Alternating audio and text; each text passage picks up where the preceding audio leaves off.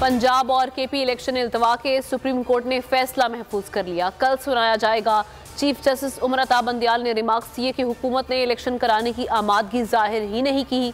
हुकूमत ने कोई मवाद नहीं दिया जिस पर इलेक्शन मुलतवी हो सके। लोग मनपसंद जजेस से फैसला कराना चाहते हैं। इलेक्शन में बदमज़गी हुई तो मलबा अदालत पर आएगा। मुल्क में कोई सियासी मुज़ाकरात नहीं हो रहे। हुकूमत और दीगर फरीकैन की दुरुस्त मुआविनत नहीं मिली। किसी के पास इलेक्शन इल्तवा का इख्तियार नहीं, सिर्फ अदालत तारीख आगे बढ़ा सकती है। चीफ जस्टिस उमर अता बंदियाल के इंतखाबात इल्तवा केस में रिमार्क्स कहा, 1988 में भी अदालती हुक्म पर इंतखाबात आगे बढ़ाए गए थे। ज़मीनी हक़ाइक़ का जायजा लेकर हुक्म जारी करते हैं। अगर बॉयकॉट करना है तो अदालती कार्रवाई का हिस्सा ना बने। बॉयकॉट नहीं किया तो लिख कर दे।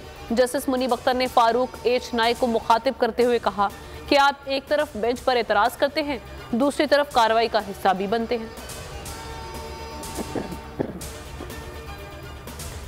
असल मसला सिक्योरिटी इशू है। बड़ी फौज मसरूफ है तो नेवी और एयरफोर्स से मदद दी जा सकती है।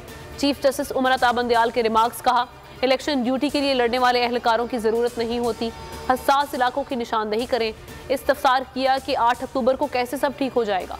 सेक्रेटरी दिफा ने कहा कि पंजाब में सिक्योरिटी हालात संगीन हैं। खुली कोर्ट में तफसीलात नहीं बता सकता।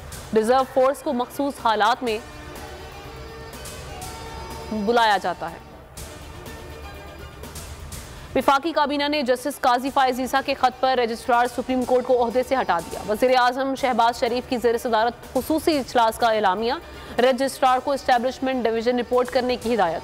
सुप्रीम कोर्ट के सीनियर तरीन जज जस्टिस काजी फायज ईसा ने registrar supreme court Ishrat Ali को खत लिखकर उनसे फौरी तौर पर ओहदे से दस्तबरदार होने का मुतालबा किया था। वज़ीर आज़म की ढिठाई बरकरार। फैसले से पहले ही फैसला मानने से इनकार। कौमी असम्बली में रोना धोना शुरू कर दिया। बोले पूरे हुकूमती इत्तेहाद ने 3 रुकनी बेंच पर अदम एतमाद किया। अगर चीफ जस्टिस फुल बेंच बना दें तो फिर कौम को फैसला कबूल होगा।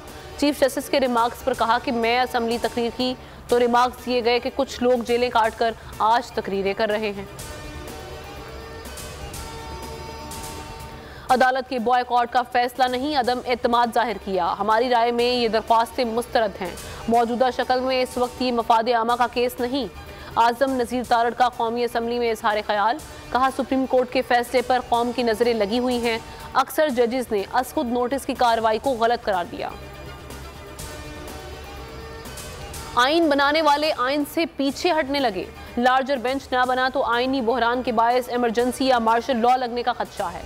बिलावल भुट्टो जरदारी कौम को डराने लगे। लाड़काना में मीडिया से गुफ्तगू में बोले कि सीनियर जजेस की तरफ से अदलिया पर तनकीद की जा रही है। आपके अपने जजेस आपकी किरदार के खिलाफ हैं। अदलिया में जो कुछ हो रहा है वो सबके सामने है। 3 जज साहिबान को सोचना चाहिए ये क्या हो रहा है।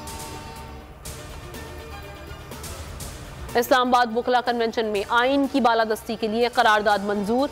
वीडियो लिंक खिताब में एतजाज अहसन ने कहा कि अगर ये लोग आज चीफ जस्टिस उमर अता बंदियाल के पर काट रहे हैं तो समझे जस्टिस काजी फायज ईसा के भी पर काटे जा रहे हैं। साबिक सदर Islamabad high court bar association Shoaib Shaheen का कहना था, सियासी इंतकाम, लाकानूनियत और इंसानी हुकूक की पामाली अपने उरूज पर है।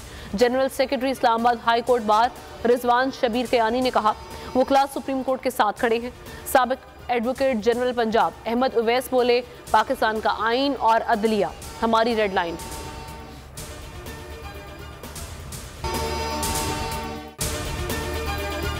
नजर आ रहा है सामने लिखा हुआ है जुल्म मिटने के लिए 2 चीजों से मिटेगा भाई। एक, अदल की कुर्सी पे जो लोग बैठते हैं ना वो अदल के हिसाब से फैसले करने लगे। दूसरा, कौम निकल खड़ी उस जुल्म के खिलाफ तो जुल्म खत्म हो जाएगा। या इन दोनों में से कोई एक चीज हो जाए या दोनों हो जाए। अगर 420 का मुकदमा था उस वक्त अदलिया में जो लोग बैठे हुए केस देख रहे थे वो पूछते ना, यार चीट हुआ कौन है। जब उनको दिखता कोई चीट नहीं, वो केस खत्म कर देते। तो जालिम जुल्म कर ही नहीं पाता। 9 जजेस ने नोट बिफोर किया मेरे केस को यार, 1.5 साल चला। शख्सी जमानत का केस, सेम केस इस्लामाबाद में कर दिया। एक ही इल्जाम पे 2 केस हो नहीं सकते भाई। मतलब 60 दिन का वक्त होता है। 102 दिन के बाद मैं जीत गया, केस बरी हो गया। 102 दिन के बाद अपील फाइल की, एक्सेप्ट कर ली। नहीं करते ना एक्सेप्ट, खत्म हो जाता ना जुल्म यार। भरी अदालत में मुझे बरी कर दिया, फिर पता नहीं क्या हुआ 2.5 घंटे बाद का नोट बिफोर। मैं नहीं सुनता ये केस, खड़े रहते अपने फैसले पे। मिट जाता जुल्म, अल्लाह ताला ने बिठाया इन कुर्सियों पे इनको यार, ये अल्लाह ताला की तरफ से फैसले करने हैं। तो या तो ये फैसले आएंगे, जुल्म मिट जाएगा, या कौम खड़ी हो जाएगी जुल्म के खिलाफ।